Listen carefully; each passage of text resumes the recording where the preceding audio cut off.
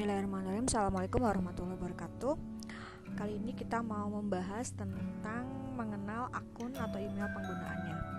Karena sebagai guru mungkin Bapak Ibu kadangkala kebingungan ketika harus login di suatu kegiatan.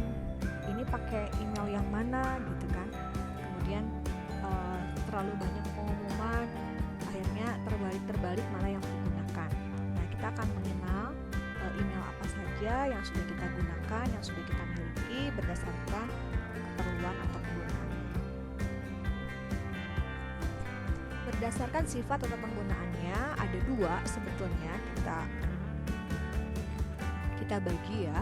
Yang pertama adalah akun pribadi atau email pribadi. Itu emailnya kita buat sendiri untuk kepentingan kita sendiri. Misalkan saya punya andrianirika82@gmail.com. Kemudian saya juga punya akun lain rikamat15@gmail.com. Atau misalkan saya punya anisamumtaza@yahoo.com.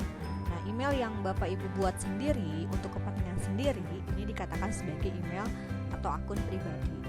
Tapi sebetulnya akun ini juga bisa kita gunakan ya di PJJ, seperti Bapak Ibu menggunakan GC menggunakan akun pribadi ini.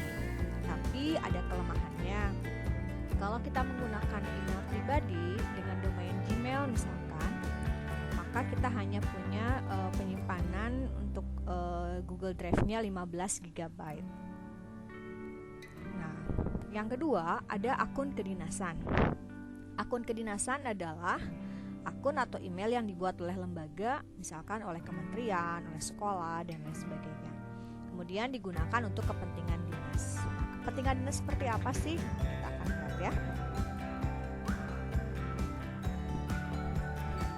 Akun kedinasan yang pertama yang mungkin Bapak Ibu miliki. Saya punya akunnya andrianirika@man15.bdg.sch.id. Nah, salah satu cirinya adalah belakangnya ada SCH-ID. Ini adalah email yang dibuatkan oleh tim sekolah, tim IT sekolah kita. Nah, kalau saya request dulu mintanya Andrianirika, kemudian saya buat juga password sendiri. Tapi kalau misalkan Bapak Ibu, saya udah otomatis kok dibuatin sama tim IT dengan nama tidak dibalik gitu ya misalkan. Lalu passwordnya juga dibuatkan, silahkan. Atau passwordnya sudah diganti. Intinya Bapak Ibu akan punya email akun sekolah. Demikian juga dengan siswa ya, siswa kita kan kelas 10, 11, 12 semuanya memiliki akun email sekolah. Untuk apa? Biasanya digunakan untuk kepentingan sekolah. Misalkan untuk keperluan Google Classroom, untuk kegiatan PTS, kegiatan PAS, untuk pemilihan di kegiatan OSIS dan lain sebagainya. Sehingga nanti kita punya domain yang sama yaitu sman15.bdg.sch.id. Email ini juga dapat digunakan sebagai email afiliasi untuk publikasi ilmiah. Misalkan Bapak Ibu submit jurnal menggunakan akun email sekolah ini, maka nanti kalau suatu saat di search SMAN15 itu akan muncul. Tapi kalau Bapak Ibu menggunakan akun pribadi, SMAN15-nya nggak kebawa. Selain itu dapat juga digunakan untuk kepentingan pribadi lainnya. Jadi ini fleksibel. Keuntungan lain dari email akun sekolah ini, Bapak Ibu akan mendapatkan unlimited penggunaan cloud di Google Drive. Kalau misalkan Bapak Ibu menggunakan email pribadi ya, waktu pas awal-awal PJJ, Bapak Ibu menggunakan Google Classroom dengan email pribadi, maka kalau satu semester itu biasanya udah ada warning bahwa memori penyimpanan sudah terisi 80%. Jadi kan udah mau habis. Ketika kita menggunakan email pribadi, maka Google Classroom yang kita gunakan paling bisa untuk 1 semester. Sedangkan kalau Bapak Ibu menggunakan email akun sekolah, ini penggunaannya unlimited. Jadi kita mau ngajar 6 kelas, 10 kelas, 12 kelas, mau dipakai 1 semester, 2 semester itu akan tetap bisa digunakan tanpa ada keterbatasan penyimpanan di cloud. Kemudian email akun sekolah ini bisa juga digunakan untuk apply akun Canva. Suka ada yang mungkin menggunakan Canva, kemudian terkendala tidak bisa menggunakan yang Pro, karena harus berbayar. Nah, ada Canva for Education. Kita nanti daftarnya melalui akun sekolah ini. Jadi banyak sekali kegunaan atau manfaat dari akun sekolah. Oleh karena itu silakan manfaatkan.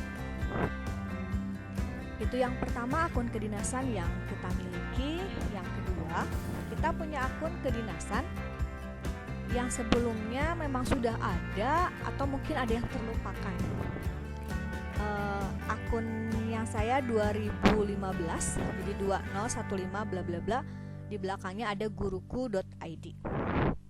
Ini nomor ini biasanya adalah nomor UKG ya. Jadi email ini diperoleh setelah kita mengikuti kegiatan UKG, kemudian dan digunakan untuk login di SIM PKB. Untuk Bapak Ibu yang tidak aktif di SIM PKB-nya, nggak pernah tuh buka sama sekali SIM PKB misalkan, apalagi passwordnya juga nggak tahu, atau pernah dikasih passwordnya tapi lupa lagi. Untuk Bapak Ibu yang lupa lagi dengan passwordnya, ini silahkan bisa menghubungi ke Ketua MGMP dan minta di-reset ulang, karena operatornya adalah Ketua MGMP.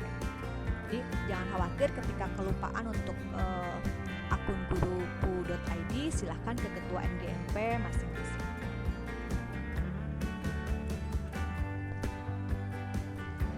Akun yang ketiga adalah yang sekarang lagi